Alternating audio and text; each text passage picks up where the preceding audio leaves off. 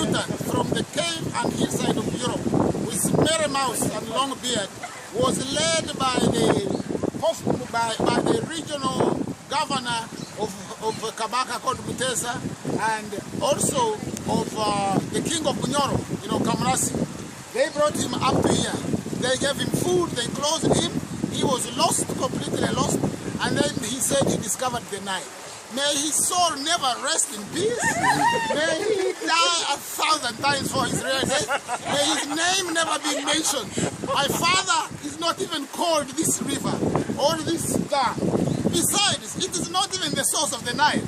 The Nile starts in the mountains of the moon. The ice on top of the Rwenzori is the one that lets the water flow into the Semuriti on the one side and join Mwitanzige. I don't call it Reka Arbat because I don't know who Arbat was.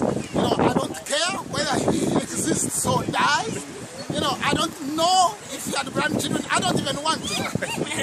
So then the source of the Nile from the Rwenzori, it slopes down onto the Semuriti on one side and then Katonga into this lake.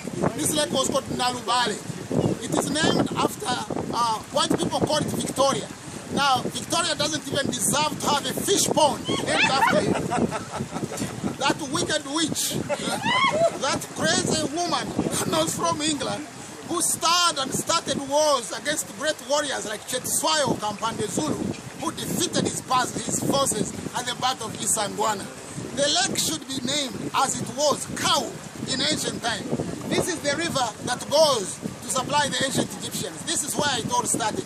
East of this was known as Egypt Superior, and west was known as Egypt Interior. South of this was what was called ancient Ethiopia. The Ethiopians of Thebes, the tallest, the wisest, the most just of all men. Looking almost like me, not just as handsome, and like this man too. This brother is from England, and he was kidnapped as a slave from Africa. And we brought him back to be an African. But we brought him in chains because he was protesting. So now, one of the things that we should know is that to call this river is the source of high culture and high civilization. Civilization normally begins along river valleys. If you look at all, civilization, they start along the river valleys. Of all rivers, the most ancient of all rivers was this river Nile. Nile was called happy in ancient time. From where you get the English word happiness. And if I say English word happiness, really for English to come out of my mouth is to honor that silly language with very few characters. It's not even a language, it is a hybrid of the people who came from Germany. The Anglos and the Saxons came from Germany, the Germans came from France, they were Franks, the Franks came from Norway and Holland, and all of them came from Russia. So those barbarians, the so-called civilized barbarians, the Angles, the Saxons, the Gauls, the Huns, the people we don't want to know, we don't even care. The only thing is they export their drag, their homosexuality, their religion, their names, and then they walk in our lands. They walk like they own this place. This is a beautiful river because in ancient time it started from here and went into Taseti, Tameri, Tanehis, and it went into Kemet, the land of the ancient Africans that built the pyramids, that built the temples, that gave the world its major religions like Christianity and Islam. People talk about Jesus, but Jesus was called Osiris.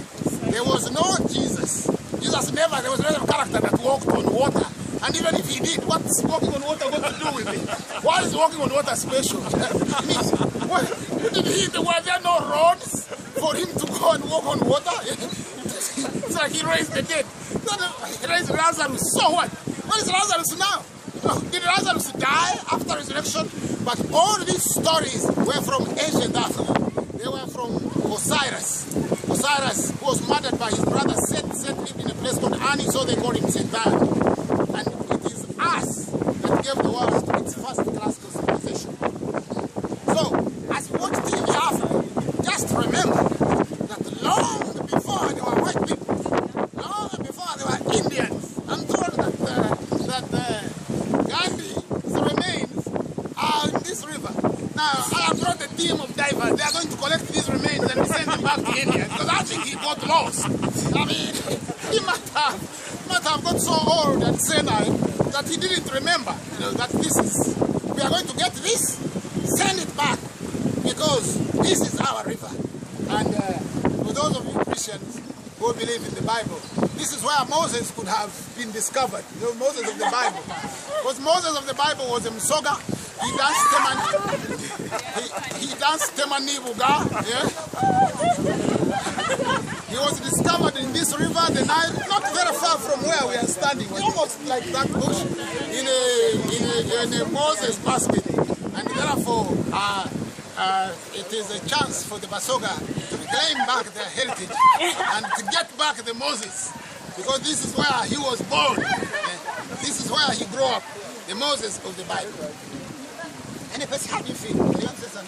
This is great. This is coming to the root of where the ancient civilization of Sudan, of Ethiopia, of Kemet began.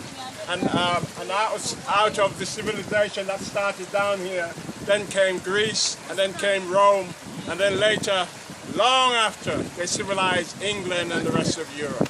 It's good to be at the source of where all knowledge belongs. Science, mathematics. I'm a chemist, and the first chemists were Egyptians.